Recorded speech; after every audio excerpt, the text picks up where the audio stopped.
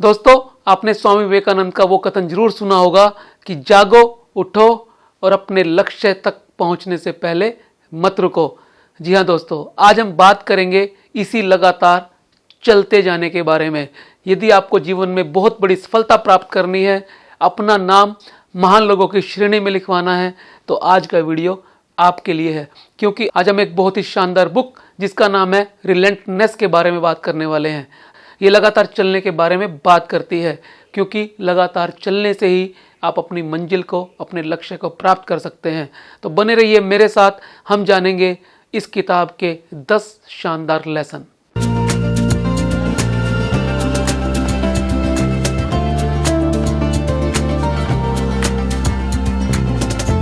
पहला लेसन, रिलेंटलेसनेस। जी हाँ दोस्तों, लगातार चलते जाना ये एक माइंडसेट है। यदि हमारे मन में ये आ जाए कि चाहे कैसी भी परिस्थिति हो, चाहे हम कितनी बार भी गिर जाएं, चाहे हमारे आगे कितनी भी समस्या आ जाएं, चाहे कितने भी थ्रेट्स आ जाएं, हम ना तो रुकेंगे और ना झुकेंगे, लगातार चलते जाएंगे हर मुसीबत का सामना करते हुए। इसी माइंडसेट को रिलेंटलेसनेस कहा जाता है।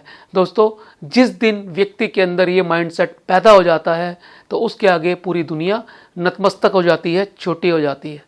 दूसरा लेसन, द क्लीनर मेंटेलिटी।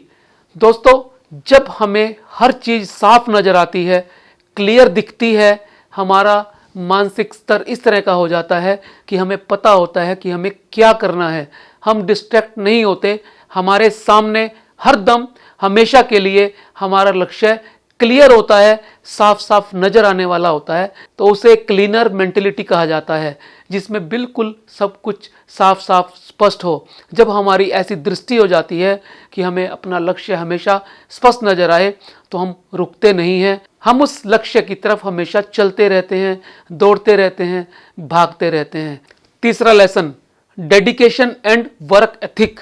दोस्तों, जीवन में अनुशासन का कितना महत्व है ये वो लोग जानते हैं जिन्होंने सफलता प्राप्त की है। बड़े बड़े लक्ष्यों को हासिल करने के लिए अनुशासन काम आता है। यदि आपके जीवन में अनुशासन नहीं है तो आप सोच नहीं सकते छोटे से भी काम को ढंग से और समय से पूरा करने की, तो बड़े बड़े लक्ष्य कैसे पूरा कर पाएंगे।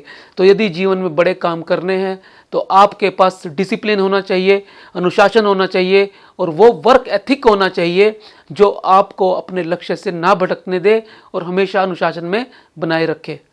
चौथा लेसन, माइंडसेट मास्टरी। दोस्तों, ये लेसन हमें सिखाता है फोकस होना, हमेशा हर स्थिति के अंदर अपने लक्ष्य पर डटे रहना। जब हमारे माइंड के अंदर किसी भी काम को करने के लिए तड़प पैदा हो जाती है और हम उसको मास्टरी के स्तर तक प्राप्त करना चाहते हैं, एक्सीलेंस के स्तर तक प्राप्त करना चाहते हैं, तब चीजें बदल जाती हैं। ये मास्टरी मेंटल टफनेस से आती है। हमें अपने आप को दृढ़ करना होता है, हमें अपनी इच्छाओं पे काबू करना होता है, और जब हम इच्छाओं पे काबू करना शुरू कर देते हैं तो रास्ता स्पष्ट नजर आता है और ये स्पष्टता हमें मंजिल की तरफ अग्रसर करती है। पांचवा लेसन, एम्ब्रेसिंग प्रेशर। कितने भी चैलेंजेस आए, हमारा माइंडसेट उन चैलेंजेस को दूर करके उनमें अपॉर्चुनिटी ढूंढने का काम करता है। हमें मुश्किलों में भी अवसर दिखाई देते हैं, और जब इस तरह का माइंडसेट हो जाता है तब हम गले लगाते हैं हर प्रेशर को, हर उस चीज को जो मुश्किल है, और यही हमारा रास्ता आसान करती है।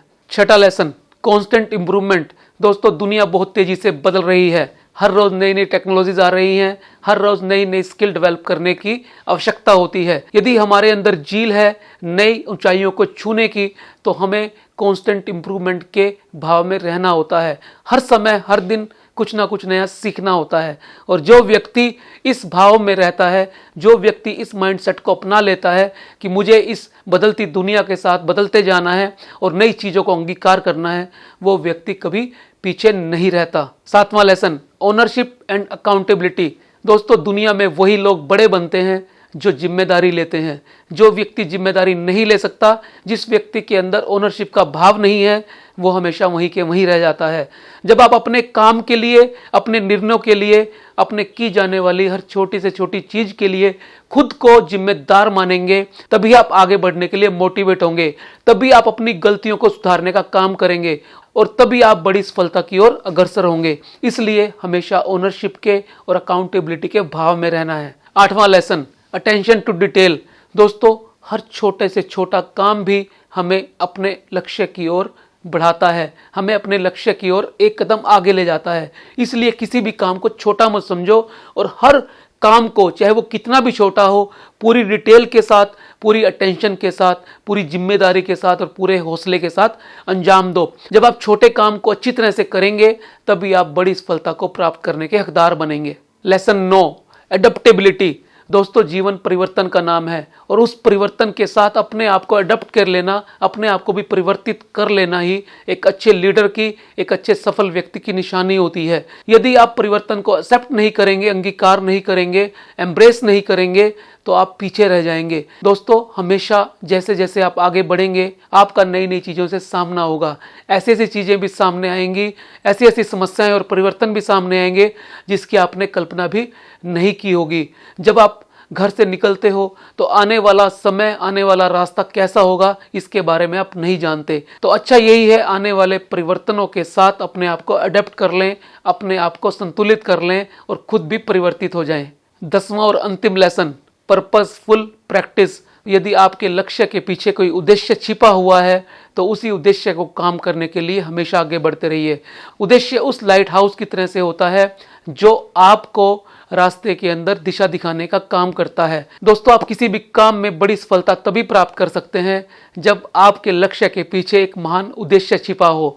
इसलिए हमेशा पर्पसफुल प्रैक्टिस करिए। तो दोस्तों, ये थे इस शानदार किताब के 10 लेसन जो आपके जीवन को भी लगातार प्रेरित कर सकते हैं, लगातार चलना सिखा सकते हैं और लगातार चलने से ही हमेशा जीत होती है। मैं उम्मीद करता हूँ ये बुक समरी आपको अच्छी लगी होगी। यदि आपको लगता है ये औरों के भी काम आ सकती है तो उसे शेयर करना ना भूलें और इस तरह की मोटिवेशनल समरी देखने के लिए चैनल को सब्सक्राइब कर लें और नोटिफिकेशन बेल दबा दें ताकि आपसे कोई भी वीडियो मिस ना हो। मिलते हैं अगले वीडियो में फिर एक नए विषय के साथ। तब तक के लिए नमस्कार।